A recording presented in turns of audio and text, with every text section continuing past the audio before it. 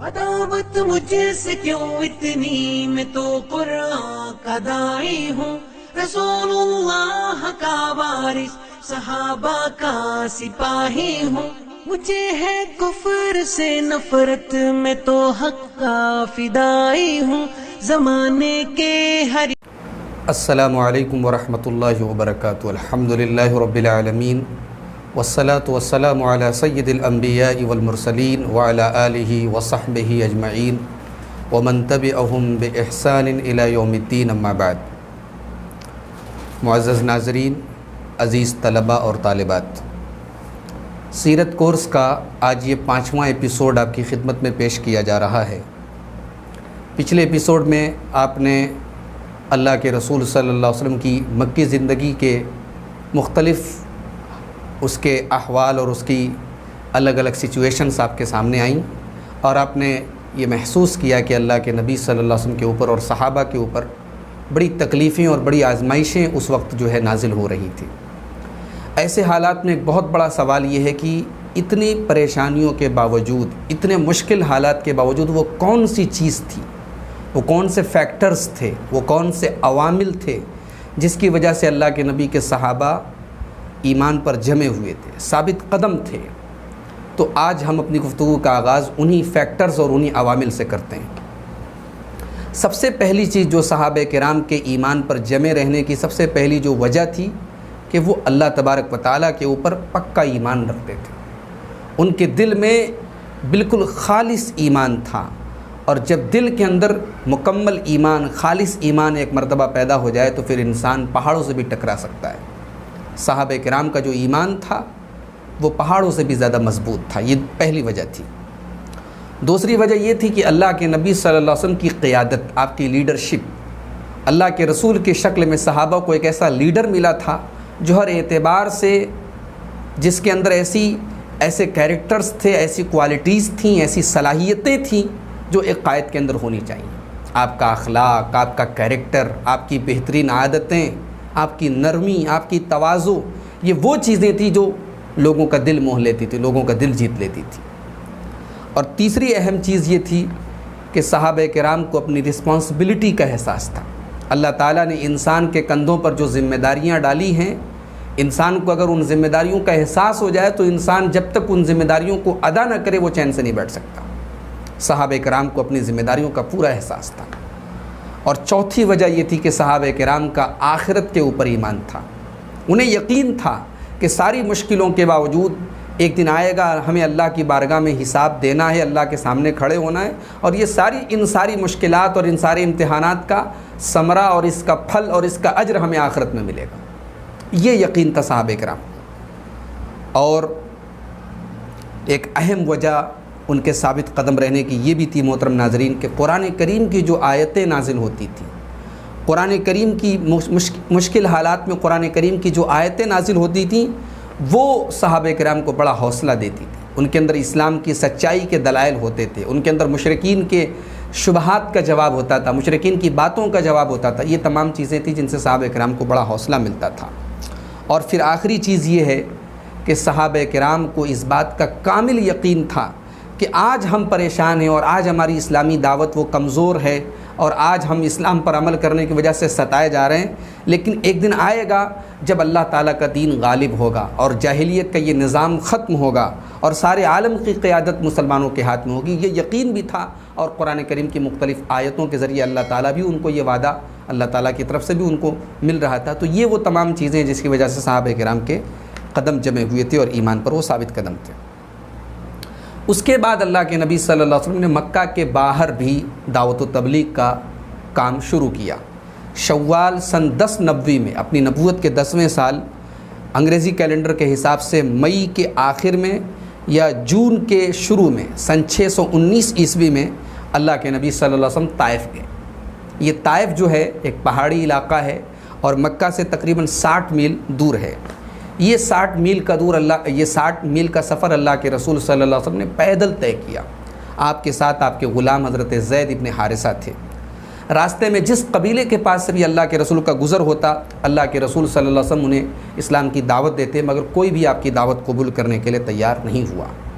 جب آپ طائف پہنچے تو طائف کے اندر قبیلہ ثقیف، وہاں کا ایک اہم قبیلہ تھا قبیلہ ثقیف، اس کے 3 بڑے بڑے سرداروں کے پاس اللہ کے نبی پہنچے۔ یہ تینوں آپس میں بھائی تھے، ایک کا نام عبد یالیل تھا، ایک کا نام مسعود تھا، اور ایک کا نام حبیب تھا۔ یہ تینوں عمرو بن عمیر ثقفی کے بیٹے تھے۔ اللہ کے رسول صلی اللہ علیہ وسلم ان تینوں کے پاس گئے اور انہیں بیٹھ کر کے انہیں اسلام کے بارے میں سمجھایا، اللہ کی طرف بلایا، اللہ کی دعوت دی۔ تو ان میں سے ان کا جواب کیا تھا، ان کا ریئیکشن کیا تھا؟ ان میں سے ایک نے کہا کہ اگر اللہ نے تمہیں رسول بنایا ہے تو میں کعبہ کے پردے پھاڑ دوں گا، کعبہ کا غلاف پھاڑ دوں گا۔ دوسرے نے کہا کہ اما وجد اللہ احدا غیرک، اللہ کو تمہارے علاوہ کوئی اور نہیں ملا تھا۔ تیسرے نے کہا کہ اللہ کی قسم میں تم سے بات ہی نہیں کروں گا، کیونکہ تم اگر واقعی میں رسول ہو تو تمہاری بات کو اگر میں رد کر دیتا ہوں، ٹھکرا دیتا ہوں، تب تو میرا انجام بہت برا ہو جائے گا، اور اگر تم جھوٹے ہو تو تم اس لائق ہی نہیں کہ میں تم سے بات کروں۔ یہ کہہ کر کے ان تینوں نے اللہ کے رسول صلی اللہ علیہ وسلم کی دعوت کو ٹھکرا دیا۔ اللہ کے نبی نے ان کے جواب میں کچھ نہیں کہا، خاموش رہے۔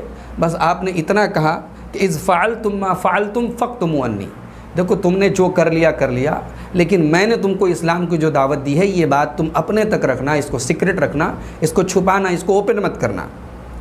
اس کے بعد اللہ کے نبی صلی اللہ علیہ وسلم 10 دن تک طائف میں رہے، اور ایک ایک سردار کے پاس جا کر کے آپ انہیں اسلام کی دعوت دیتے، مگر سب کی طرف سے یہی جواب ملتا تھا کہ ہمارے شہر سے نکل جاؤ، ہمیں تمہاری کوئی بات نہیں سننی ہے۔ 10 دن کے بعد اللہ کے رسول صلی اللہ علیہ وسلم نے جب طائف سے نکلنے کا ارادہ کیا تو ان لوگوں نے جو وہاں کے اوباش، بدماش، کرمنل اور لکھے اور لفنگے قسم کے جو لوگ تھے ان کو اللہ کے رسول کے پیچھے لگا دیا۔ یہ لوگ اللہ کے نبی کو گالیاں دیتے، برا بھلا کہتے اور آپ کے اوپر پتھر برساتے۔ جب اللہ کے نبی نکلنے لگے طائف سے تو اتنا بڑا ان لوگوں کا مجمع ہو گیا کہ دونوں طرف ان لوگوں نے لائن لگا کر کے اللہ کے نبی صلی اللہ علیہ وسلم کے اوپر پتھر برسائے۔ غور کرے محترم ناظرین، اللہ کے رسول صلی اللہ علیہ وسلم رحمت کائنات ہے، انسانیت کو شرک کی دلدل سے نکالنے آئے ہیں، اور طائف کے وہ بدبخت اللہ کے نبی کے پر کیسا ظلم کر رہے ہیں۔ دونوں طرف سے اللہ کے نبی پر پتھر برسائے جا رہے ہیں، اور ساتھ میں آپ کے دل کو تکلیف دینے والی باتیں بھی کہی جا رہی ہیں۔ اتنے پتھر مارے گئے کہ اللہ کے رسول کو حضرت زید ابن حارثہ بچانے کی کوشش کر رہے تھے۔ حضرت زید کے سر میں بھی کئی جگہ چوٹ آئی، اور اللہ کے رسول کی جسم میں بھی کئی جگہ چوٹ آئی، اور آپ کے دونوں جوتوں میں خون جم گیا۔ اس کے بعد اللہ کے نبی صلی اللہ علیہ وسلم وہاں سے نکلے طائف سے، اور وہاں سے 3 میل دور ایک باغ تھا جو ربیہ کے 2 بیٹوں عتبہ اور شیبہ کا باغ تھا۔ اس باغ میں اللہ کے نبی نے جا کر کے پناہ لی۔ ایک انگور کی بیل کے نیچے اللہ کے نبی جا کر کے آپ نے تھوڑی راحت کی سانس لی۔ اس کے بعد آپ نے بارگاہ الہی میں جو مشکل اس وقت آپ کے اوپر تھی اس کا شکوہ آپ نے اپنے رب سے کیا، اور وہ جو شکوہ کیا ہے، وہ جو الفاظ ہیں اللہ اکبر، ان کو پڑھو تو کلیجہ ہل جاتا ہے اور جگر چھلنی ہو جاتا ہے کہ اللہ کے نبی صلی اللہ علیہ وسلم کے دل پر اس وقت کیا گزر رہی تھی۔ آپ نے فرمایا اللہم الیک اشکو ضعف قوتی وقلت حیلتی وہوانی علی الناس، اے اللہ میں تیری بارگاہ میں شکایت کرتا ہوں، اے اللہ میری طاقت کمزور ہے، اے اللہ میری تدبیریں آج کام نہیں کر رہی ہیں، آج لوگوں نے مجھے حقیر بنا کے رکھ دیا ہے۔ یا ارحم الراحمین، اے تمام رحم کرنے والوں میں سب سے بڑا رحم والا، انت رب المستضعفین، تو کمزوروں کا رب ہے، وانت ربی، اور میرا بھی رب ہے، الی من تکلنی، اے اللہ تو مجھے کس کے حوالے کر رہا ہے، الی بعید یتجہمنی، ایک ایسے بیگانے کے حوالے کر رہا ہے جو مجھ پر ظلم و ستم ڈھا رہا ہے، ام الی عدو ملکتہ امری، اے اللہ تو نے مجھے ایسے دشمن کے حوالے کر دیا ہے جو میرے معاملات کا مالک ہو گیا ہے۔ ان لم یکن بک علی غضب فلا ابالی، اے اللہ اگر تو مجھ سے ناراض نہیں، اے اللہ اگر تو مجھ سے ناراض نہیں تو مجھے کوئی پرواہ نہیں ہے۔ ولکن عافیتک ہی اوسع لی، لیکن اے اللہ تیری عافیت میرے لیے زیادہ کشادہ ہے، میرے لیے زیادہ وسعت اور گنجائش رکھتی ہے۔ اعوذ بنور وجهک الذی اشرقت له الظلمات وصلح علیہ امر الدنیا والآخرہ، اے اللہ میں تیرے چہرے کے اس نور کی پناہ طلب کرتا ہوں جس سے تاریکیاں روشن ہو گئیں اور جس پر دنیا اور آخرت کے معاملات درست ہو جاتے ہیں۔ من ان تنزل بی غضبک او یحل علی سخطک، میں اس بات سے تیری پناہ چاہتا ہوں کہ میرے اوپر تیرا غضب نازل ہو یا تو مجھ سے ناراض ہو جائے۔ لک العتبی حتی ترضا، اے اللہ تیری ہی رضا مجھے مطلوب ہے، میں تجھ کو راضی کرنا چاہتا ہوں جب تک تو نہ راضی ہو جائے۔ ولا حول ولا قوت الا بک، اور تیرے سوا میرے پاس کوئی طاقت نہیں۔ یہ الفاظ ہیں اللہ کے رسول کی، یہ دعا ہے جو آپ نے طائف سے 3 کلومیٹر دور عتبہ اور شیبہ کے باغ میں آپ نے یہ دعا کی تھی۔ عتبہ اور شیبہ نے جو ربیہ کے 2 بیٹے تھے، یہ بھی قریش سے تعلق رکھتے تھے۔ ان لوگوں نے اللہ کے نبی کو جب اس حال میں دیکھا، لہو لہان اور بھوکے پیاسے، تو انہیں اپنے خاندان کا اور رشتہ داری کا خیال آیا۔ انہوں نے اپنے غلام عداس کو، جو کہ عیسائی تھا، کرسچین تھا، اس کو انگور کا ایک گچھا دیا اور کہا کہ جاؤ ان کو دے کے چلے آؤ۔ عداس جب پہنچا اور اللہ کے رسول کے ہاتھ میں انگور دیا، اللہ کے رسول نے بسم اللہ پڑھ کے انگور کھانا شروع کیا۔ عداس نے کہا یہ آپ نے جو بات ابھی کہی بسم اللہ، یہ تو ہم اپنے اس شہر میں نہیں سنتے، یہ کیوں آپ نے کہا؟ تو اللہ کے رسول نے پوچھا کہ تم کہاں سے ہو؟ عداس نے کہا کہ میں کرسچین ہوں، میں نصرانی ہوں اور میرا تعلق نینوا سے ہے۔ اللہ کے نبی صلی اللہ علیہ وسلم نے فرمایا اچھا، من قریۃ الرجل الصالح یونس ابن متہ، تم یونس ابن متہ کے گاؤں سے تعلق رکھتے ہو، ان کی بستی سے۔ نینوا وہ جگہ ہے جہاں حضرت یونس کو نبی بنا کر بھیجا گیا تھا۔ اللہ کے نبی نے فرمایا کہ تم نیک اللہ کے نیک بندے یونس کے بستی سے ہو، یونس ابن متہ کی بستی سے؟ تو اس نے کہا عداس نے کہ آپ کو یونس ابن متہ کے بارے میں کیسے معلوم ہوا؟ اللہ کے نبی نے فرمایا کہ وہ میرے بھائی ہیں، میں بھی نبی ہوں، وہ بھی نبی تھے۔ یہ سن کر کے عداس آپ کی طرف جھکا اور اس نے آپ کے ہاتھ اور پاؤں چوم لیے، اور یہ منظر دور سے عتبہ اور شیبہ دیکھ رہے تھے۔ وہ سمجھ گئے کہ ہمارا غلام بھی اللہ کے رسول سے متاثر ہو گیا ہے۔ جب واپس آئے عداس تو ان لوگوں نے کہا کہ یہ کیا ہو رہا تھا، تم ان کو چوم کیوں رہے تھے؟ تو عداس نے کہا یا سیدی ما فی الارض شیء خیر من ھذا الرجل، اس انسان سے بہتر انسان اس روئے زمین پر کوئی نہیں ہے۔ لقد اخبرنی بامر لا يعلمه الا نبی، انہوں نے مجھے وہ چیز بتائی ہے جو ایک نبی کو ہی معلوم ہو سکتی ہے۔ دونوں نے کہا کہ ویحک یا عداس، تیرے لیے بربادی ہوا ہے عداس، کہیں ایسا نہ ہو کہ وہ تجھے تیرے مذہب سے پھیر دے، کیونکہ اس کے مذہب سے بہرحال تیرا مذہب بہتر ہے۔ یہ علامہ ابن ہشام کی سیرت ابن ہشام کی جلد نمبر 1 صفحہ نمبر 419 پر یہ پوری روایت موجود ہے۔ باغ سے نکلنے کے بعد اللہ کے نبی صلی اللہ علیہ وسلم بڑے مغموم اور ٹوٹے ہوئے دل کے ساتھ آپ مکہ لوٹ رہے تھے۔ راستے میں جب آپ قرن المنازل پر پہنچے تو اللہ تعالیٰ نے حضرت جبرائیل کو بھیجا اور پہاڑوں کے فرشتے کو بھیجا۔ حضرت جبرائیل نے آ کر کے کہا کہ اللہ کے نبی، اللہ تعالیٰ نے آپ کی بات کو بھی سنا ہے اور آپ کی قوم نے جو آپ کو جواب دیا اس کو بھی سنا ہے، اور اللہ نے پہاڑوں کے فرشتے کو بھیجا ہے تاکہ آپ حکم دیں، جو آپ کی مرضی ہو آپ پہاڑوں کے فرشتے کو حکم دیں۔ اللہ کے نبی کہتے ہیں، صحیح بخاری کی 3231 نمبر کی حدیث ہے کہ پہاڑوں کے فرشتے نے مجھے سلام کیا اور کہا کہ اے محمد، اگر آپ چاہیں تو میں ان کو دونوں پہاڑیوں کے بیچ میں رکھ کر کے پیس دوں۔ کون سی 2 پہاڑیاں؟ مکہ کے اندر 2 پہاڑی تھی، ایک جبل ابو قبیس اور ایک جبل قعیقیان، یہ 2 پہاڑیاں تھیں۔ ابو قبیس اور قعیقیان یہ دونوں آمنے سامنے ایک دوسرے کے اپوزٹ پہاڑیاں تھیں۔ فرشتے نے کہا کہ ان دونوں پہاڑیوں کے بیچ میں ان کو پیس دوں۔ اللہ کے نبی نے جو جواب دیا ہے اس سے آپ کے اخلاق کا اور اپنی قوم کا جو درد تھا آپ کے دل میں وہ معلوم ہوتا ہے۔ آپ نے فرمایا بل ارجو ان یخرج اللہ عز وجل من اصلابہم من یعبد اللہ عز وجل وحدہ ولا یشرک بہ شیئا، مجھے امید ہے کہ اللہ تعالیٰ ان کی آنے والی نسلوں میں صرف اللہ کی عبادت کرنے والے، جو شرک نہ کرے، ایسے لوگوں کو پیدا کرے گا، لہٰذا ان کو ختم نہ کیا جائے۔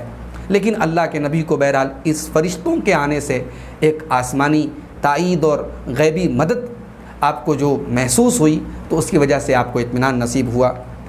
راستے میں جب آپ وادی نخلا میں پہنچے جہاں کھجور کے بہت سارے باغات تھے، جب آپ وہاں پہنچے تو وہاں اللہ تعالیٰ کی طرف سے جنات کی ایک جماعت آپ کی طرف بھیجی گئی، جنہوں نے قرآن کریم کی تلاوت کو سنا اور ایمان لے آئے۔ اللہ تعالیٰ نے سورہ احقاف میں ان جنوں کا واقعہ بیان کیا۔ اللہ نے فرمایا وَإِذْ صَرَفْنَا إِلَيْكَ نَفَرًا مِّنَ الْجِنِّ يَسْتَمِعُونَ الْقُرْآنَ، اے نبی یاد کرو جب ہم نے جنوں کی ایک جماعت آپ کی طرف بھیجی جو قرآن کو غور سے سن رہے تھے۔ فَلَمَّا حَضَرُوهُ، اللہ کے نبی جب قرآن پڑھ رہے تھے اور اس وقت وہ وہاں پہ پہنچے، قَالُوا أَنصِتُوا، تو انہوں نے آپس میں کہا کہ خاموش ہو جاؤ۔ فلما قضی، اور اللہ کے نبی جب قرآن کی تلاوت سے فارغ ہو گئے، ولوا الی قومہم منذرین، تو وہ جنات اپنی قوم کے پاس ڈرانے والے بن کر کے پہنچے اور کہنے لگے یا قومنا، قالوا یا قومنا انا سمعنا کتابا انزل من بعد موسیٰ مصدقا لما بین یدیہ یہدی الی الحق و الی طریق مستقیم، کہا ہے ہماری قوم کے لوگوں، ہم نے ایسی کتاب سنی ہے، ہم نے ایسا قرآن سنا ہے جو موسیٰ کے بعد نازل ہوا ہے اور اپنے سے پہلے کی کتابوں کی تصدیق کرتا ہے، اور یہ کتاب ہدایت کی طرف اور سیدھی راہ کی طرف ہم لوگوں کو لے کے جاتی ہے۔ یا قومنا اجیبوا داعی اللہ وآمنوا یغفر لکم من ذنوبکم ویجرکم من عذاب علیم، اے ہماری قوم کے لوگو اللہ کی طرف بلانے والے کی دعوت پر لبیک کہو اور اس پر ایمان لے آؤ، اللہ تمہارے تمام گناہوں کو معاف کر دے گا اور تمہیں دردناک عذاب سے بچا لے گا۔ یہ سورہ احقاف کی آیت نمبر 29 سے 31 تک میں نے آپ کے سامنے پڑھی ہے۔ یہاں بھی جنات کا وہ واقعہ بیان ہے، اور سورہ جن کی ابتدائی 15 آیات میں بھی اللہ تعالیٰ نے وہ واقعہ بیان کیا ہے۔ وہاں سے اللہ کے نبی صلی اللہ علیہ وسلم جب مکہ کی طرف روانہ ہوئے تو مکہ کے قریب کوہ ہرا جو پہاڑ تھا، ماؤنٹین آف ہرا، اس کے دامن میں آپ رک گئے، ٹھہر گئے، اور خزاعہ کے ایک آدمی کے ذریعے آپ نے اخنس ابن شریق کو پیغام بھیجا کہ وہ آپ کو پناہ دے، کیونکہ آپ کو ڈر تھا کہ قریش کے لوگ آپ کو کہیں قتل نہ کر دیں، مار نہ ڈالیں۔ تو آپ نے اخنس بن شریق کو پیغام بھیجا کہ وہ آپ کو پناہ دے دے، مگر اس نے انکار کر دیا اور کہا کہ میں قریش کے لوگوں کا حلیف ہوں، میں ان کا الائی ہوں، اور الائی ہونے کی وجہ سے، ان کا حلیف ہونے کی وجہ سے میں آپ کو پناہ نہیں دے سکتا۔ اس کے بعد اللہ کے نبی نے سہیل ابن عمرو کو پیغام بھیجا، اس نے بھی انکار کر دیا۔ اس کے بعد آپ نے مطعم بن عدی کو پیغام بھیجا اور وہ تیار ہو گیا، اور اس نے کہا کہ آپ آ جائیے، اور اس نے اپنے تمام بیٹوں اور اپنے قوم کے تمام لوگوں کو بلایا اور کہا کہ تم لوگ ہتھیار بند ہو کے، یعنی فلی آرمڈ ہو کے، ہتھیاروں سے لیس ہو کر کے خانہ کعبہ کے گوشوں میں جمع ہو جاؤ، اکٹھا ہو جاؤ، اور اس کے بعد اللہ کے نبی کا بچاؤ کرو، محمد صلی اللہ علیہ وسلم کا دفاع کرو، ڈیفنس کرو، کیونکہ میں نے ان کو پناہ دی ہے۔ اس کے بعد اس نے پیغام بھیجا کہ آپ مکے میں آ جائیں۔ اللہ کے رسول صلی اللہ علیہ وسلم مطعم ابن عدی کا پیغام پانے کے بعد حضرت زید کے ساتھ مکہ میں داخل ہوئے اور مسجد حرام میں داخل ہوئے۔ اس وقت مطعم ابن عدی اپنی سواری پر کھڑے ہو کر کے اعلان کر رہا تھا۔ اس نے اعلان کرتے ہوئے کہا، یا معاشر قریش، اے قریش کے لوگوں، میں نے محمد صلی اللہ علیہ وسلم کو پناہ دی ہے، فلا یحجہ احد منکم، لہٰذا اس پناہ کو میں نے جس انسان کو پناہ دی ہے ان کو کوئی تکلیف پہنچانے کی کوشش نہ کرے۔ اس کے بعد اللہ کے نبی صلی اللہ علیہ وسلم سیدھے حجر اسود پہنچے اور اسے بوسہ دیا، پھر آپ نے طواف کیا، 2 رکعت نماز پڑھی اور آپ گھر لوٹ آئے۔ جب تک آپ گھر نہیں چلے گئے، مطعم ابن عدی کے بیٹوں نے حلقہ بنا کر کے باقاعدہ گیدرنگ کر کے آپ کو اپنی پناہ میں اور اپنے حصار میں لیا، یعنی ایک طریقے سے باڈی گارڈ بن گئے اللہ کے نبی کے، جب تک اللہ کے نبی صلی اللہ علیہ وسلم اپنے گھر میں داخل نہیں ہو گئے۔ مطعم ابن عدی کا یہ احسان اللہ کے نبی ہمیشہ یاد رکھتے تھے۔ غزوہ بدر کے موقع پر جب کفار قریش کی ایک بڑی تعداد قید ہو کر کے اللہ کے نبی کے پاس آئی، تو اس میں کچھ قیدیوں کی رہائی کے لیے مطعم ابن عدی کے جو بیٹے تھے حضرت جبیر ابن مطعم، وہ اللہ کے نبی کے پاس آئے اور کچھ قیدیوں کی رہائی کے بارے میں سفارش کرنے لگے۔ تو اللہ کے نبی نے جو جملہ کہا تھا وہ صحیح بخاری کی 3139 نمبر کی حدیث میں موجود ہے۔ آپ نے کہا تھا، لو کان المطعم ابن عدی، اگر آج مطعم ابن عدی زندہ ہوتے، ثم کلمنی فی ہؤلاء النتنا، اور پھر ان گندے لوگوں کے، ان بدبودار لوگوں کے بارے میں مجھ سے بات کر دیتے، لترکتہم لہ، تو میں مطعم ابن عدی کی وجہ سے ان کو چھوڑ دیتا۔ یعنی یہ میرے کٹر دشمن، میرے خون بہانے والے، مجھے مکہ سے نکالنے والے لوگ ہیں۔ غزوہ بدر کے موقع کی بات ہے یہ، لیکن اگر مطعم ابن عدی ان کی سفارش کر دیتے تو میں ان کو چھوڑ دیتا۔ اس کے بعد ذی القعدہ سن 1090 میں اللہ کے نبی صلی اللہ علیہ وسلم جب طائف سے آپ مکہ تشریف لائے، تو آپ اب انڈیویزولی بھی اور بھی قبیلے تھے قریش کے علاوہ، تمام قبیلوں میں آپ اسلام کی تبلیغ کرنے لگے، چونکہ حج کا موسم بھی، سیزن بھی قریب تھا، اور آپ کو معلوم تھا کہ دور دور سے حج کے موقع پر لوگ آنے والے ہیں، تو آپ نے اس موقع کو غنیمت جانا اور ایک ایک قبیلے کے پاس جا کر کے آپ اسلام کی دعوت دے رہے تھے۔ آپ کی کوششوں سے بہت سارے مکہ کے باہر کے لوگ بھی ایمان لائے۔ آئیے اس میں سے چند لوگوں کا نام آپ کے سامنے پیش کرتا ہوں۔ حضرت سوید ابن صامت، یہ مدینہ کے رہنے والے تھے، جس کا پرانا نام یثرب تھا، مدینہ کے رہنے والے تھے، اور اپنی قوم کے اندر بڑے معزز تھے، اچھے شاعر تھے، بڑے سمجھدار تھے۔ اللہ کے نبی نے ان کو قرآن پڑھ کے سنایا اور یہ ایمان لے آئے۔ حضرت ایاس ابن معاذ، یہ بھی یثرب کے ایک نوجوان تھے، اور وہاں قبیلے اوس کے ایک وفد میں آئے۔ تو اس وقت مدینہ کے اندر، یثرب کے اندر 2 قبیلے تھے، اوس اور خزرج، اور دونوں میں بڑی لڑائیاں اور خون خرابہ چلتا رہتا تھا۔ تو یہ جو ایاس ابن معاذ تھے، یہ اوس سے تعلق رکھتے تھے، اوس کی تعداد کم تھی خزرج کے مقابلے میں۔ تو اوس کے لوگ آئے تھے قریش سے مدد مانگنے کے لیے۔ اللہ کے نبی صلی اللہ علیہ وسلم اس وفد کے پاس آئے اور انہیں اسلام کی دعوت دی، اور لوگ تو ایمان نہیں لائے، لیکن حضرت ایاس ابن معاذ اللہ کے نبی کو اس دعوت پر ایمان لے آئے۔ حضرت ابو ذر غفاری، یہ بھی مدینہ کے کنارے رہتے تھے، ان کا تعلق قبیلے بنو غفار سے تھا، جب سوید ابن سامت اور ایاس ابن معاذ کے ذریعے مدینہ کے اندر یثرب کے اندر اسلام کی چرچا ہونے لگی، اسلام کا ذکر ہونے لگا، تو حضرت ابو ذر غفاری نے اپنے ایک بھائی کو بھیجا کہ جاؤ مکہ جاؤ اور پتہ کرو وہ کون ہیں۔ تو ان کے بھائی نے آ کر کے رپورٹ دی، اللہ کے نبی کے بارے میں بتایا، لیکن حضرت ابو ذر غفاری کو اطمینان نہیں ہوا۔ پھر حضرت ابو ذر غفاری خود مکہ آئے اور حضرت علی کے ذریعے اللہ کے نبی صلی اللہ علیہ وسلم سے ملاقات ہوئی، اللہ کے نبی سے بات کی، اللہ کے نبی نے ان کے سامنے اسلام کی تبلیغ کی، اسلام کے بارے میں ان کو سمجھایا، اور پہلی گفتگو میں حضرت ابو ذر غفاری رضی اللہ تعالیٰ عنہ فوراً اسلام لے آتے ہیں۔ اور اسلام جب لاتے ہیں تو اللہ کے نبی حضرت ابو ذر کو سمجھاتے ہوئے کہتے ہیں کہ اے ابو ذر اکتم ھذا الامر، دیکھو تم اسلام تو لے آئے ہو مگر ابھی اس بات کو سیکرٹ رکھو اور ابھی اپنے شہر واپس چلے جاؤ، بعد میں جب اسلام غالب ہوگا اور ہم تھوڑے اور سامنے ظاہر ہوں گے تب تم اس معاملے کو ظاہر کرنا۔ لیکن حضرت ابو ذر غفاری بڑے ہمتی اور بڑے جری تھے، وہ مسجد حرام میں آئے اور چلا چلا کے اعلان کرنے لگے کہ اے قریش کے لوگوں، میں کلمہ پڑھتا ہوں اور اشہد ان لا الہ الا اللہ و اشہد ان محمد عبدہ و رسولہ، یہ کلمہ پڑھا۔ قریش کے لوگوں نے ان کو مارا پیٹا بھی، حضرت عباس رضی اللہ تعالیٰ عنہ نے آ کر کے ان کو بچایا اور لوگوں سے کہا کہ تم ان کو پیٹ رہے ہو، ان کو مار رہے ہو، تم بھول گئے ان کا تعلق قبیلے بنو غفار سے ہے، اور جب تم ملک شام کی تجارت کے لیے نکلتے ہو تو راستے میں یہ قبیلہ پڑتا ہے، تمہاری تجارت نہیں ہو پائے گی، تمہاری زندگی محال ہو جائے گی اور پریشان ہو جاؤ گے۔ لیکن حضرت ابو ذر غفاری کو ان لوگوں نے حضرت عباس کے کہنے پہ چھوڑ دیا، لیکن پھر اگلے دن حضرت ابو ذر غفاری نے پھر وہی کام کیا اور حرم میں آ کر کے کلمہ پڑھنے لگے بلند آواز سے، پھر لوگوں نے مارا پیٹا اور پھر حضرت عباس نے ان کو بچایا۔ اسی طریقے سے حضرت طفیل دوسی، ان کا تعلق قبیلہ دوس سے تھا اور یہ یمن کے بعض علاقوں میں اس قبیلے کی حکومت تھی۔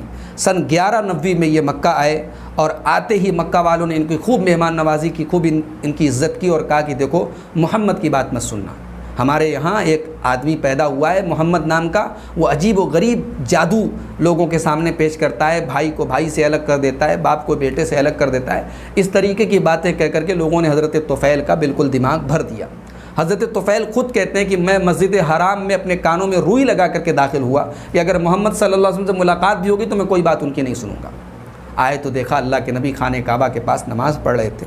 حضرت طفیل نے اپنے دل میں سوچا کہ بھئی میں شاعر ہوں اور شاعری کی تمام جو ہے الف با مجھے آتی ہے، کون سا کلام اچھا ہے کون سا برا ہے میں جانتا ہوں، میں سنوں تو صحیح کہ ان کا کلام کیسا ہے۔ حضرت طفیل کہتے ہیں میں اللہ کے رسول کے پیچھے پیچھے آپ کے گھر تک گیا اور آپ کے گھر میں داخل ہو گیا اور میں نے اللہ کے رسول سے پوری بات بتائی۔ اللہ کے نبی صلی اللہ علیہ وسلم نے مجھے اسلام کے بارے میں سمجھایا اور میرے سامنے قرآن کی تلاوت کی، اور اس طریقے سے حضرت طفیل رضی اللہ تعالیٰ عنہ نے بھی اسلام قبول کر لیا۔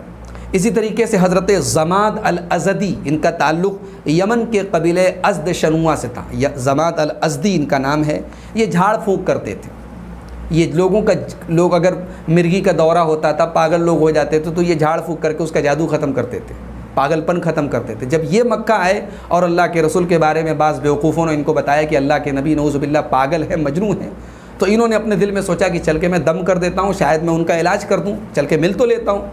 یہ آئے اور انہوں نے آ کر کے اللہ کے رسول سے کہا کہ مجھے ایسا ایسا معلوم ہوا ہے اور دیکھو میں جھاڑ پھونک کرنا جانتا ہوں، علاج کرنا جانتا ہوں، آپ مجھے اپنی کیفیت بتائیے میں آپ کا علاج کر دوں گا۔ اللہ کے نبی صلی اللہ علیہ وسلم نے ان کے سامنے خطبہ مسنونہ پڑھا، ان الحمد للہ نحمدہ ونستعینہ من يهده الله فلا مضل له ومن يضلله فلا هادي له واشهد ان لا اله الا الله وحده لا شريك له واشهد ان محمدا عبده ورسوله۔ ابھی اللہ کے نبی نے اتنا ہی پڑھا تھا کہ انہوں نے کہا کہ یہ آپ نے جو بات کہی ہے اس کو ذرا سا ہم کو پھر سے سنائیے۔ اللہ کے نبی صلی اللہ علیہ وسلم نے یہی خطبہ مسنونہ 3 بار ان کو پڑھ کر کے سنایا۔ انہوں نے کہا کہ میں نے جادوگروں کی بات بھی سنی ہے، میں نے کاہنوں کی بات بھی سنی ہے، میں نے شعراء کی شاعری بھی سنی ہے، مگر میں نے ایسے کلمات آج تک نہیں سنے ہیں۔ یہ تو بالکل سمندر کی گہرائی میں یہ الفاظ اور یہ کلمات داخل ہو گئے، ان کے اندر اتنی گہرائی ہے۔ آپ اپنا ہاتھ لائیے، میں آپ کے ہاتھ پر بیعت کرتا ہوں۔ اور اس طریقے سے حضرت زماد رضی اللہ تعالیٰ عنہ بھی اسلام لے آتے ہیں۔ اب اس کے بعد سن 1190 میں اللہ کے نبی کی نبوت کے 11ویں سال اسلام کو کچھ ایسے بیج ملے، کچھ ایسے کام کے بیج ملے کہ بعد میں وہ ایک ایسا گھنا درخت بن گئے کہ جس میں وہ مجبور مسلمان، وہ مظلوم مسلمان جو ظلم و ستم کی تپش میں گرمی سے بے حال تھے، اس درخت کے نیچے ان کو راحت ملی۔ جی ہاں، ہم بات کر رہے ہیں مدینہ کے ان مسلمانوں کی۔ اللہ کے نبی صلی اللہ علیہ وسلم کا گزر ایک مرتبہ منا کے پاس سے ایک تنگ وہاں پہ گھاٹی تھی، اور گھاٹی کو عربی میں عقبہ کہا جاتا ہے۔ اللہ کے نبی کا گزر منا کے پاس ایک تنگ راستے سے ہوا، عقبہ کے پاس سے ہوا، تو وہاں آپ نے دیکھا کہ کچھ لوگ آپس میں بات کر رہے ہیں۔ وہاں پہ مدینہ کے 6 نوجوان تھے، ان کے نام تھے اسعد ابن زرارہ، عون ابن حارث، رافع ابن مالک، قطبہ ابن عامر، عقبہ ابن عامر، اور اسی طریقے سے حارث ابن عبداللہ۔ یہ ٹوٹل 6 لوگ تھے۔ اللہ کے نبی نے ان سے پوچھا کہ آپ لوگ کہاں سے ہیں؟ ان لوگوں نے کہا کہ ہم لوگ خزرج سے ہیں۔ مدینہ کے اندر جیسا کہ میں نے بتایا کہ 2 قبیلے تھے، اوس اور خزرج، اور دونوں میں بڑی لڑائیاں بھی ہوتی تھیں۔ ان لوگوں کا تعلق خزرج سے تھا۔ اللہ کے نبی صلی اللہ علیہ وسلم نے کہا کہ اگر آپ لوگوں کی اجازت ہو تو ہم بیٹھ کر کے کچھ بات چیت کریں۔ ان لوگوں نے کہا بالکل بیٹھ جائیے، بات کرتے ہیں۔ اللہ کے نبی نے ان کے سامنے اسلام کی حقیقت پیش کی، اسلام کی دعوت ان کے سامنے پیش کی، انہیں اللہ کی طرف بلایا، قرآن کی آیتیں ان کے سامنے پڑھی۔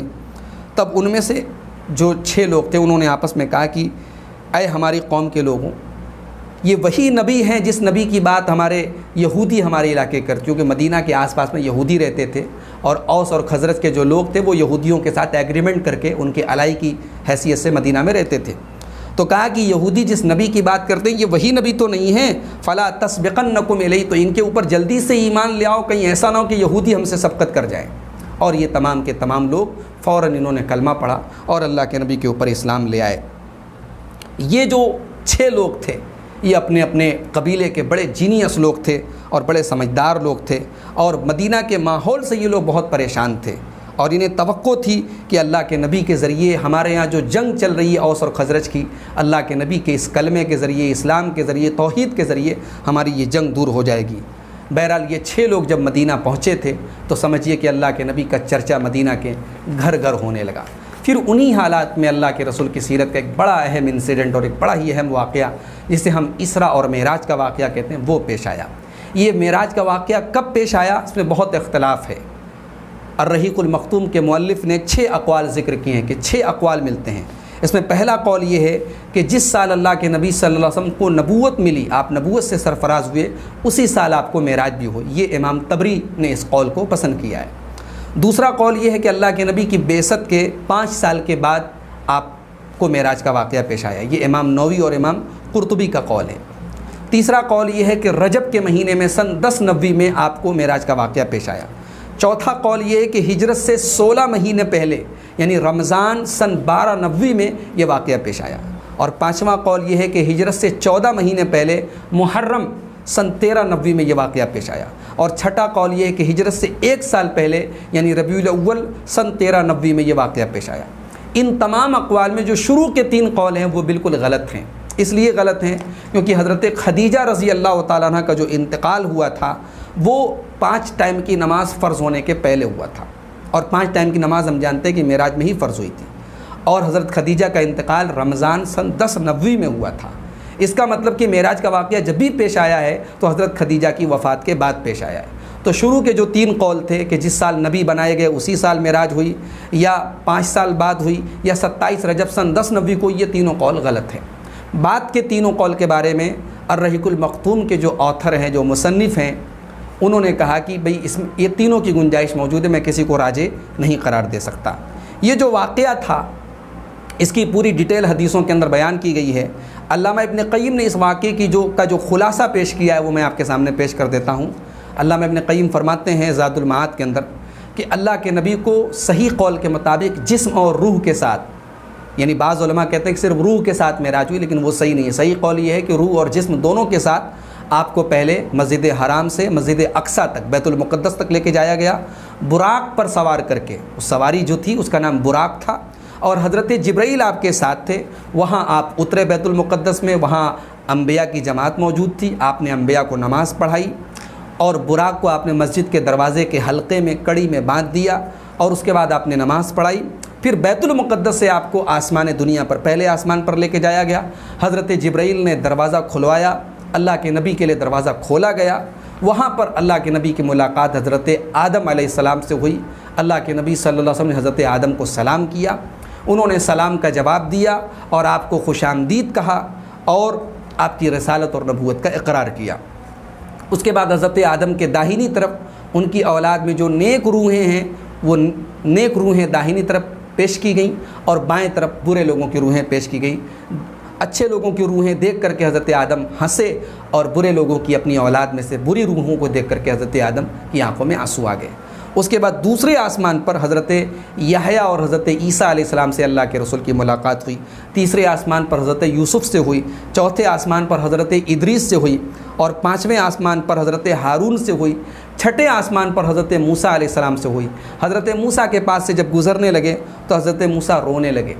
پوچھا گیا کہ کیوں رو رہے ہیں؟ تو حضرت موسیٰ نے جواب دیا، اب کی لأن غلاما بعث من بعدی، میں اس لیے رو رہا ہوں کہ یہ نوجوان میرے بعد نبی بنا کر کے دنیا میں بھیجے گئے، یعنی اللہ کے رسول کے بارے میں کہا کہ یہ میرے بعد نبی بنا کر کے بھیجے گئے، لیکن ان کی امت کے لوگ میری امت کے مقابلے میں زیادہ جنت میں جائیں گے۔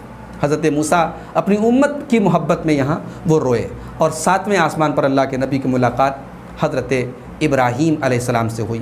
اس کے بعد آپ کو سدرۃ المنتہا لے کے جایا گیا، بیت المعمور آپ کے لیے ظاہر کیا گیا، پھر آپ کو اللہ رب العالمین کی بارگاہ میں لے کے جایا گیا، اور آپ اپنے رب کے اتنے قریب ہو گئے کہ 2 کمانوں کے برابر یا اس سے بھی کم فاصلہ رہ گیا۔ اس وقت اللہ تعالیٰ نے اپنے بندے کی طرف، اپنے رسول کی طرف بہت ساری باتوں کی وحی کی اور آپ کے اوپر 50 ٹائم کی نمازیں فرض کی۔ بعد میں اللہ کے نبی جب لوٹنے لگے اور حضرت موسیٰ علیہ السلام نے کہا کہ 50 ٹائم کی نمازیں آپ کی امت نہیں پڑھ پائے گی، تو اللہ کے نبی واپس گئے اور کئی بار آپ آئے اور گئے اور 50 سے 5 وقت کی نمازیں فرض باقی رہ گئیں۔ اسی واقعہ معراج میں، اسی سفر معراج میں اللہ کے نبی نے جہنم کے داروغہ کو بھی دیکھا اور آپ نے جہنم کے مختلف مناظر دیکھے۔ آپ نے دیکھا یتیم کا مال کھانے والوں کا کیا انجام ہوگا، سود کھانے والوں کا کیا انجام ہوگا۔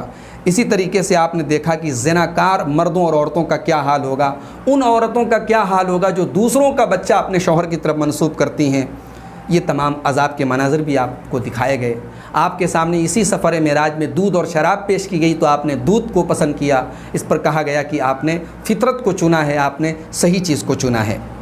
جب آپ صلی اللہ علیہ وسلم معراج کے سفر سے واپس لوٹے اور مشرکین کو آپ نے اپنی پوری یہ سفر کی رودات سنائی تو مشرکین نے فوراً انکار کر دیا کہ مکہ سے بیت المقدس جانے میں مہینوں ہمیں لگتے ہیں اور آپ کہہ رہے ہیں کہ میں راتوں رات گیا اور چلا بھی آیا۔ مشرکین نے اس کا انکار کر دیا۔ کچھ لوگوں نے آپ کو تنگ کرنے کے لیے کہا کہ اگر آپ بیت المقدس گئے ہیں تو ہمیں بیت المقدس کے بارے میں یہ بتاؤ، وہ بتاؤ، اس کی کھڑکی بتاؤ، اس کا دروازہ بتاؤ۔ اس طریقے کے سوالات وہ کرنے لگے۔ اللہ کے رسول صلی اللہ علیہ وسلم کے لیے اللہ تعالیٰ نے بیت المقدس کو سامنے لا کر کے رکھ دیا اور آپ ان کے ایک ایک سوال کا اس طریقے سے جواب دینے لگے۔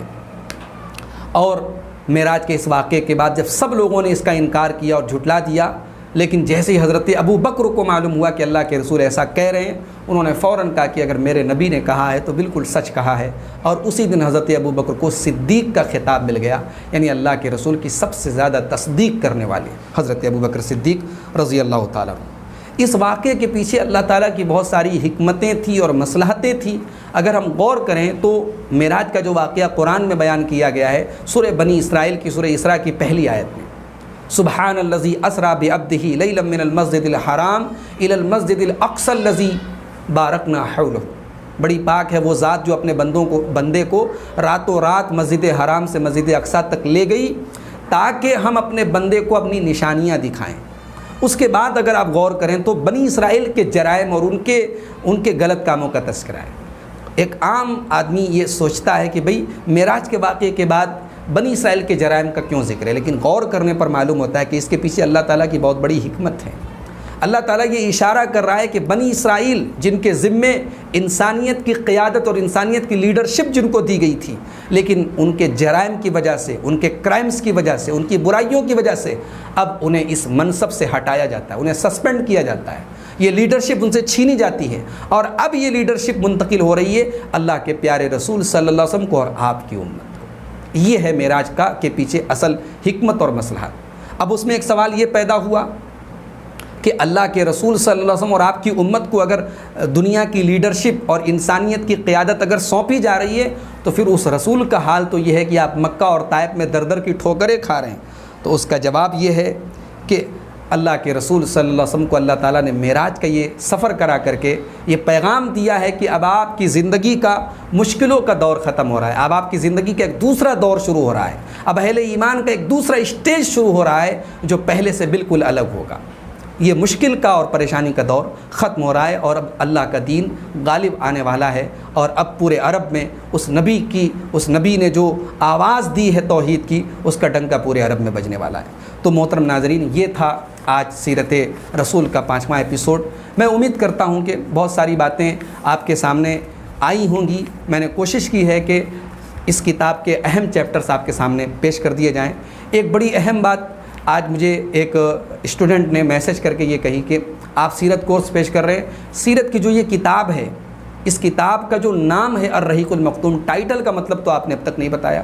بڑا اہم پوائنٹ انہوں نے یاد دلایا، میں آپ کو بتا دوں، حالانکہ مجھے یہ پہلے ایپیسوڈ میں ہی بتانا چاہیے تھا۔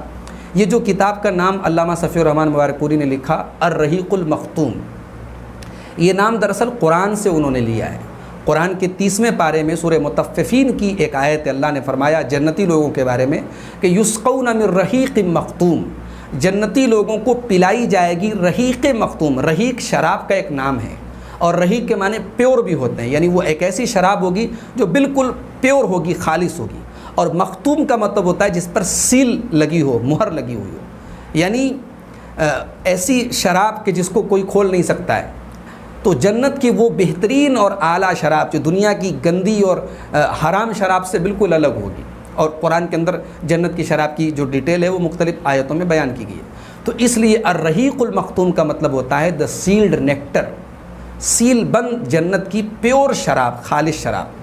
اور اللہ تعالیٰ نے آگے یہ بھی فرمایا کہ وفی ذالک فلیتنافس المتنافسون، کہ اس الرحیق المختوم کے لیے ہمیں آپس میں کمپٹیشن کرنا چاہیے، مقابلہ کرنا چاہیے، یعنی جنت کی اس شراب کو حاصل کرنے کے لیے، جنت کی ان نعمتوں کو حاصل کرنے کے لیے ہمیں کمپٹیشن کرنا چاہیے۔ تو علامہ صفی الرحمن مبارک پوری کو اللہ جزائے خیر دے، اللہ ان کی مغفرت فرمائے کہ انہوں نے یہ بڑا بہترین نام اس سیرت کمپٹیشن کے لیے اپنے مقالے کے لیے انہوں نے سلیکٹ کیا تھا اور قرآن سے لیا تھا۔ یہ بڑا یونیک نام تھا۔ تو اگر آپ سے کوئی پوچھے الرحیق المختوم کا مطلب کیا، تو آپ بتا سکتے ہیں سیل بند، مہر بند شراب، جس سے مراد جنت کی بہترین اور اعلیٰ اور خالص اور پیور شراب ہے۔